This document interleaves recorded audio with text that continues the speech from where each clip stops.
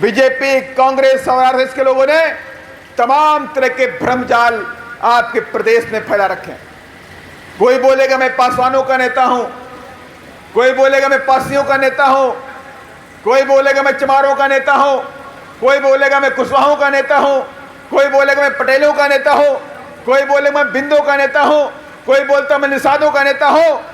लेकिन उनकी पहुंच सिर्फ बिहार है और बिहार के आगे वो जीरो हो जाते हैं, सिर्फ पहुंच बिहार के अंदर। और मात्र मकसद क्या है? मकसद साफ है कि बीजेपी और कांग्रेस के लोगों ने ऐसी पार्टियों को जिंदा कर दिया जिससे मेरा बहुजन समाज आपस में बढ़ जाए, इनके वोट बढ़ जाए और ये कभी एक ना हो जाए। अगर तुम सब एक हो जाओगे तो बिहार में अपना मुख्यमंत्री 2025 में बना लोगे।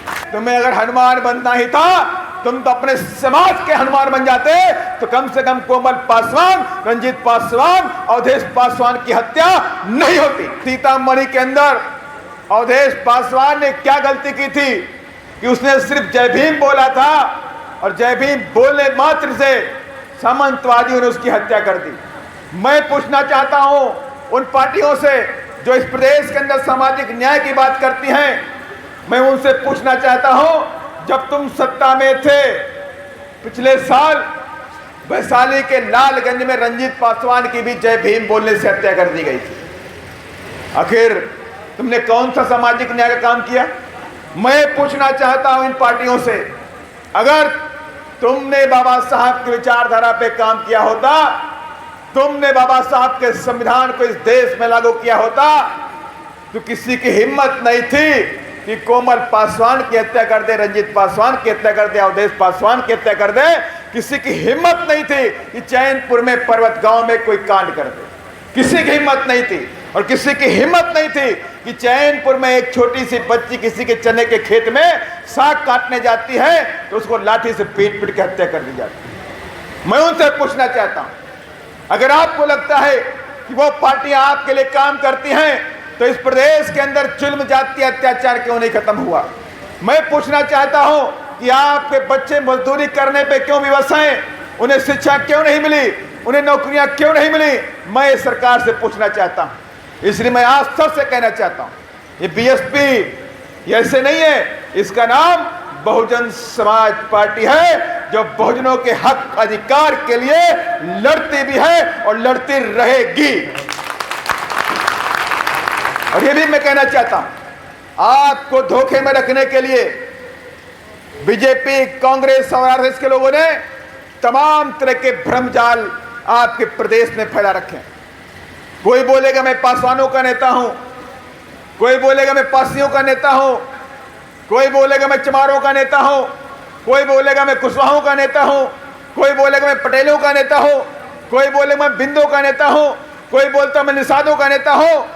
लेकिन उनकी पहुंच सिर्फ बिहार है और बिहार के आगे वो जीरो हो जाते हैं, सिर्फ पहुंच बिहार के अंदर।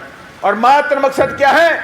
मकसद साफ है कि बीजेपी और कांग्रेस के लोगों ने ऐसी पार्टियों को जिंदा कर दिया जिससे मेरा बहुजन समाज आपस में बढ़ जाए, इनके वोट बढ़ जाए और ये कभी एक ना हो जाए। अगर तुम सब एक हो जाओगे तो बिहार में अपना मुख्यमंत्री 2025 में बना लोगे। ये ताकत है और इसीलिए तमाम वो पार्टियां पैसे के दम पर आपको बरगलाने का काम करती हैं। चुनाव के समय कोई बोलेगा मैं माझियों का नेता हूं, मैं माझी हूं, मैं माझियों का नेता हूं, कोई बोलता मैं पासवानों का नेता हूं, और बाकी चुनाव के बाद कोई बोलता मैं तो मोदी जी का हनुमान हूं। क्या बोलता है? मोदी जी का मैं हनुमान। अरे तुम्हें अगर हनुमान बनना ही था, तुम तो अपने समाज के हनुमान बन जाते, तो कम से कम कोमल पासवान, रंजीत पासवान, अवधेश पासवान की हत्या नहीं होती। लेकिन दुख है, मुझे दुख है बिहार के उन नेताओं से कि तुम अपने समाज के लिए नहीं खड़े हो सके। लेकिन मुझे गर्व है माननीय कांसी राम साहब पर, और मुझे गर्व है आदरणीय बहन कुमारी मायावती जी के ऊपर, जो आज पूरे देश के अंदर बहुजनों की एकमात्र नेता है तो आदरणीय बहन कुमारी मायावती। और इस बात की पुष्टि मैं नहीं कर रहा, इस बात की पुष्टि तो इस देश की माननीय राष्ट्रपति जी ने भी की नहीं की। आप लोगों ने सुना भी हो, जब माननीय राष्ट्रपति जी इस देश में द्रौपदी मुर्मू जी, माननीय द्रौपदी मुर्मू जी जब राष्ट्रपति बने तो माननीय बहन जी ने उनको बधाई का संदेश भेजा और बधाई के संदेश में रिप्लाई किया कि आदरणीय बहन जी, आप ही एकमात्र इस देश के अंदर बहुजनों की नेता थी और बहुजनों की नेता आज भी आप ही हैं। ये बात हमारी राष्ट्रपति माननीय द्रौपदी मुर्मू जी ने। और मैं आपसे कहना चाहता हूं, हम सब जय भीम वाले हैं कि नहीं है?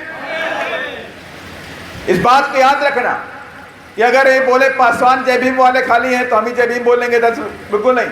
अगर ये रविदास बोले कि हम ही जय भीम वाले हैं, बिल्कुल नहीं भाई।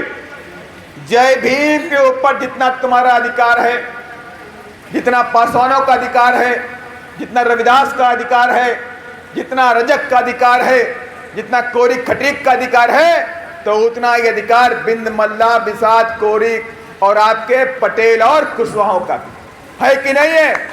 किसी को गलत फहमी में नहीं रहना चाहिए।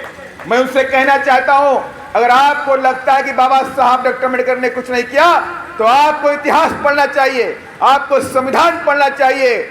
अगर बाबा साहब डॉक्टर अम्बेडकर ना होते, आर्टिकल 340 नहीं बना होता, तो बिंद मल्ला, निषाद, कोयरी, कुर्मी और पटेल, इनके बच्चे कभी आगे नहीं बढ़ पाते, कभी डॉक्टर नहीं बन पाते, इंजीनियर नहीं बन पाते, एमएलए नहीं बन पाते, सांसद नहीं बन पाते। ये देन है तो बाबा साहब डॉक्टर भीमराव अम्बेडकर की। अगर आज इस प्रदेश के अंदर में बहुजन समाज के लोग नेता बनते हैं, एमएलए बनते हैं, तो ये देन किसकी है? ये देन बहुजन समाज पार्टी की है। जब बहुजन समाज पार्टी अस्तित्व में आई तब इन सामंतवादी पार्टियों ने हमारे लोगों को टिकट देना शुरू किया।